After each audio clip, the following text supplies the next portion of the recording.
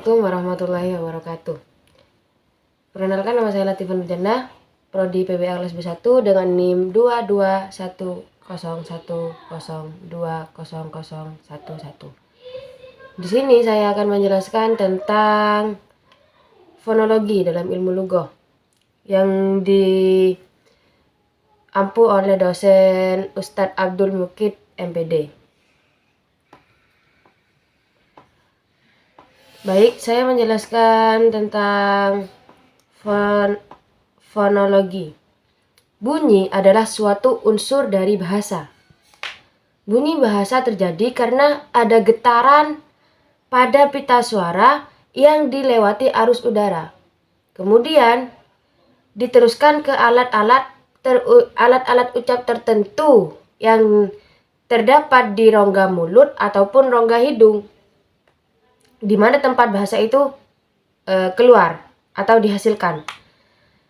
Tempat bunyi bahasa terjadi itu dinamakan artikulasi, sedangkan proses tempat bunyi bahasa itu terjadi itu dinamakan tempat artikulasi, sedangkan prosesnya itu disebut proses artikulasi. Dan alat yang digunakan atau alat yang digunakan itu disebut artikulator. Kemudian dalam pembelajaran bahasa Arab ada beberapa problem yang dialami oleh beberapa pengajar dikarenakan huruf-huruf Arab, bunyi huruf-huruf Arab itu sangatlah beda dengan bunyi huruf-huruf Latin. Sejatinya huruf bahasa Arab itu masuk dalam pengajaran keterampilan menyimak. Nah, dengan demikian, bunyi huruf Arab dan keterampilan menyimak adalah satu kesatuan yang tidak dapat terpisahkan. Kemudian, dalam mengajarkan peserta didik tentang bahasa, itu ada 3 fase. Yang pertama, fase menyimak atau mendengar. Kemudian yang kedua itu fase menirukan. Yang ketiga itu fase berbicara. Anak kecil itu bisa berbahasa, akan tetapi dia masih belum bisa membaca ataupun menulis. Anak kecil diajarkan membaca dan menulis di saat dia sudah menduduki bangku sekolah. Pembahasan pertama kita akan membahas tentang fonetik. Fonetik itu adalah ilmu yang mempelajari bunyi-bunyi bahasa tanpa memperhatikan fungsinya untuk membedakan makna. Fonetik adalah bidang linguistik yang memiliki atau yang khusus menyelidiki dan menganalisis bunyi-bunyi ujaran yang dipakai dalam tutur. Kemudian menurut pakar fonetik itu meliputi kajian itu ada 4. Yang pertama, alat ucap. Yang kedua itu proses terjadinya bahasa. Yang ketiga itu macam-macam konsonan. Yang keempat, macam-macam vokal. Kemudian, istilah lain yang sering kita dengar dalam pembahasan bunyi bahasa adalah fonetik, fonologi. Bukan fonetik, maaf, kita membahas tentang fonologi. Namun yang menjadi pertanyaan di sini adalah bagaimana hubungan antara fonologi dan fonetik. Fonetik dan fonologi sama-sama membahas tentang bunyi bahasa. Jika terdapat perbedaan di antara keduanya hanyalah karena perbedaan sudut pandang saja. Fonetik adalah pembelajaran atau studi tentang bunyi dari sudut hakikat bunyi dalam suatu percakapan dan pengaruh yang diterima oleh pendengar bunyi bahasa, tanpa melihat inti dari suatu bunyi dalam suatu bahasa tertentu. Bunyi dipandang sebagai suatu suara tanpa memperhatikan fungsi dalam membentuk bahasa. Tuturan bahasa terdiri di atas bunyi, bukan sembarang bunyi saja, melainkan bunyi-bunyi tertentu yang agar berbeda menurut bahasa tertentu. Kemudian yang kedua yaitu jenis-jenis fonetik. Para linguis fonetik atau ahli bahasa membagi bahwasanya fonetik itu ada 3 jenis. Yang pertama fonetik akustik, yang mana fonetik akustik disebut itu melukiskan bagaimana bunyi bahasa yang dihasilkan oleh alat bicara, yang kemudian bergelombang bunyi melewati udara sampai ke telinga si pendengar. Nah, yaitu kesimpulan dari pernyataan barusan adalah fonetik akustik adalah melukiskan bagaimana bunyi bahasa yang dihasilkan oleh alat bicara. Jadi melukiskan. Kemudian yang kedua adalah fonetik audiotoris. Fonetik audiotoris ini adalah meneliti bunyi bahasa yang diterima oleh alat dengar. Jadi, meneliti bunyi bahasa yang dihasilkan oleh alat ucap manusia seperti bibir, mulut, lidah. Segala dari tersebut bisa dapat mempermudah sehingga pertengkatan ini dianggap praktis dan mudah dilaksanakan. Yang ketiga yaitu alat ucap. Yang mana alat ucap adalah organ tubuh manusia yang berfungsi dalam pengucapan bunyi bahasa. Jadi, mana organ tubuh manusia yang berfungsi dalam pengucapan bunyi bahasa? Di sini ada hal. Yang pertama, udara yang keluar dari paru-paru melalui tenggorokan. Jadi udara yang keluar dari paru-paru yang melalui tenggorokan di sini. Nah, yang pertama. Yang kedua itu artikulator. Apa itu artikulator? Bagian alat ucap yang dapat digeser. Yang ketiga, artikulasi. Bagian alat ucap yang menjadi pusat tujuan artikulator. Dan yang keempat, oronasal. Jalan keluarnya udara yaitu mana jalan keluarnya udara? Mulut ataupun hidung. Di bawah ini di sini alat ucap manusia yang berfungsi untuk membentuk bunyi bahasa. Banyak, di antaranya paru-paru, tenggorokan, pangkal, pita suara, krikoid, kemudian tiroid, aritonoid, rongga anak teka, epiglotis, akar lidah, punggung lidah, tengah lidah, daun lidah, ujung lidah, kemudian dan banyak-banyak yang lainnya. Masih ada 25 kurang lebih.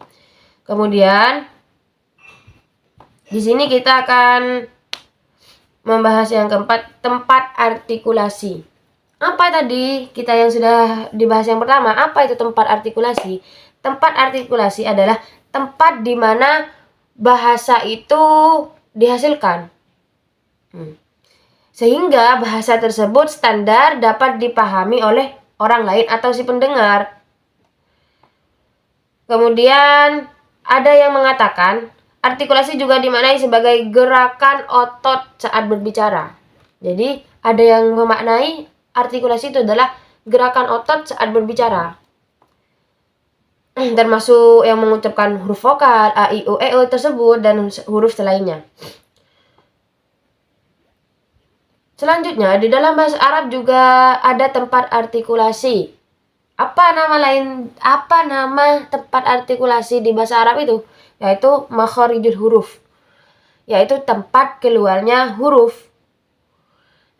Di mana tempat huruf-huruf itu keluar? Ada 5 tempat. Yang pertama al-jawfu. Apa itu al-jawfu? Adalah lubang tenggorokan dan mulut. Kemudian al-halqu itu adalah tenggorokan. Kemudian al-lisanu itu adalah lidah. Yang keempat itu asyafaten yaitu kedua bibir. Yang kelima yaitu al-khaysum adalah hidung. Di mana di tempat makharijul huruf tadi adalah tempat-tempat yang menghasilkan huruf-huruf tertentu. Ada beberapa huruf yang dikeluarkan dari al-jawfu, yaitu lubang tenggorokan dan mulut, yaitu huruf mad. alif, hamzah atau waw, ya. Kemudian al-halqu, tenggorokan, yaitu hamzah ha, ain ha, ghain kha. Hamzah ha, ain ha, ghain kha. Kemudian yang ketiga yaitu al-lisanu, lidah. Yang mana huruf-hurufnya lidah itu kayak ta, tha, dal, yang mulia semua yang makhrajnya itu ada di lidah. Kemudian asyafaten, yaitu di kedua bibir. Apa saja huruf yang keluar dari syafaten, tempat keluarnya huruf itu dari syafaten, yaitu ba, fa, wawu, nun, mim, dan selainnya. Kemudian al-khaysum. Al-khaysum adalah hidung, yang mana keluarnya itu tempat keluarnya huruf yang dari hidung kayak mim dan selainnya. Kemudian yang kelima kita membahas tentang cara fonasi. Cara fonasi atau proses terjadinya fonasi atau proses bersuara adalah suatu proses yang dimana pita suara di tenggorokan menghasilkan bunyian dengan atau tanpa suara. Jadi dari cara fonasi tersebut bisa diartikan sebagai suatu proses di mana pita suara tenggorokan itu menghasilkan bunyian atau dengan suara ataupun tidak. Dalam fonetik ada istilah proses fonasi. Istilah ini dipakai untuk memproses terjadinya bunyi bahasa. Tempat bunyi bahasa dihasilkan bisa disebut dengan istilah tempat artikulasi yang sudah kita bahas tadi. Sedangkan alat-alat yang digunakan untuk mengeluarkan bunyi adalah disebut dengan alat artikulasi. Dalam proses artikulasi biasa melibatkan dua artikulator, yaitu artikulator aktif dan artikulator pasif. Kemudian yang keenam kita membahas dengan klasifikasi bunyi. Dalam kegiatan belajar ini akan dibahas tentang jenis bunyi bahasa yang dihasilkan oleh alat bicara.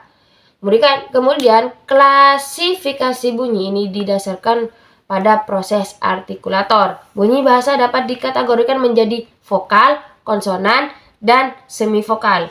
Apa itu vokal? Bunyi vokal adalah bunyi yang arus udaranya tidak mengalami rintangan. Jadi bunyi vokal itu arus suaranya itu tidak ada rintangan ataupun hambatan di dalamnya. Pada pembentukan vokal tidak ada artikulasi atau hambatan. Kemudian yang konsonan adalah bunyi bahasa yang dibentuk dengan menghambat arus udara pada sebagian alat ucap. Jadi bunyi bahasa tersebut menghambat atau masih ada campur tangan dengan alat ucap yang lain. Jadi dalam hal ini terjadi artikulasi. Proses hambatan atau artikulasi ini dapat disertai dengan bergetarnya pita suara sehingga terbentuknya bunyi konsonan bersuara. Kemudian yang ketiga yaitu bunyi semivokal adalah bunyi yang secara praktif termasuk konsonan. Jadi sudah termasuk konsonan. Tetapi karena pada saat diartikulasikan belum terbentuk konsonan murni. Bunyi semivokal dapat disebut semikonsonan. Namun istilah ini jarang dipakai. Adapun kaidah vokal bahasa Arab itu berupa fathah, dhammah, dan kasroh. Memaparkan beberapa karakteristik tulisan bahasa Arab. Tulisan Hasan tersebut menunjukkan bahwa harokat atau huruf vokal dalam bahasa Arab merupakan alat bantu baca. Jadi cukup sekian presentasi dari saya. Mungkin kurang lebihnya mohon maaf. Tugas ini hanya untuk memenuhi tugas UTS semester 2. Jadi, kurang lebihnya saya mohon maaf. Akhirul kalam. Assalamualaikum warahmatullahi wabarakatuh.